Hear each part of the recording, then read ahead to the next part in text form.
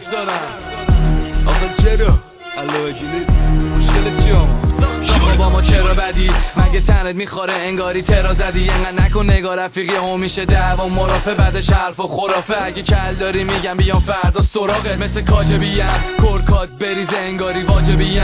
همه دوستا با من شدم موستاکار هستن توی روستاها امضا میخوان دوستا رو ازم. دور و بر ما دیگه کیف کوکه و تنها جایی که منو ببینی فیسبوکه. نزا قرار شهر دیگه با سردار شهر چون میدم سوار چنینا مثل قطار شهر. تو که فوش میدی فقط وقتی پا تلفنی میگی قاتل خلی ولی دلشو نداری بیای معامله کنی. همه لات بازیات واسه مامانه بوده خون ریزیاتم که عادت ماهانه بوده.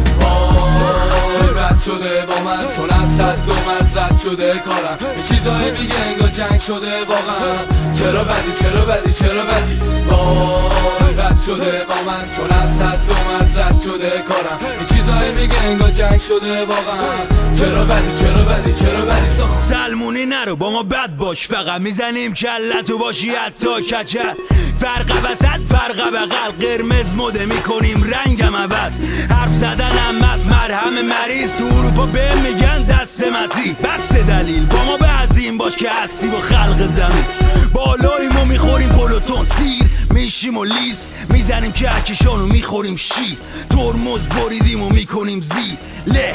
این زندگی هر روز زشتر میشه پما تند میریم جلو سپریش. همینه که گوش میکنه 90 تمش به من دیگه بد ندیده نبیره. نتیجه اینه که رفت تو تاریخ ایران شد که پدیده شد که قوی به کل مملکت داد. با ما نباش بد دیگه خب فکر و سنجیده. رد شده با من چون از صد دو مرز رد شده کارم. یه چیزایی میگه انگار جنگ شده واقعا. چرا بدی چرا بدی چرا بدی؟ وای رد شده با من چون از صد دو مرز رد شده کارم. یه چیزایی میگه انگار جنگ شده واقعا. چرا بدی چرا بدی چرا بدی با ما؟ آره اینجا داستانی داره رفیقت که راست وا میساده پاسگاه میخوابه علکی فشار نیار زاخ باشگاه نیست. آخه زیر پامو مچاله میشی تو پاسکاری. آره به جاش یکمی سن و هول بده بالا به جا فوش به ما برو گل بده بابا.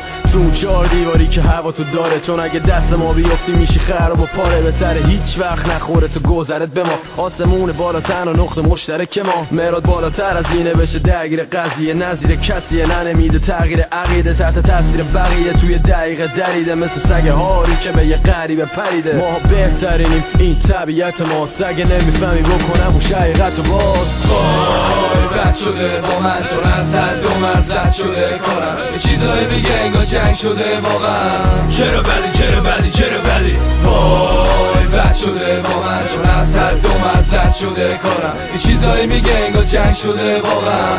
چرا بدی چرا بدی چرا بدی بابا؟ چرا با من بدی چرا با من بدی چرا با من بدی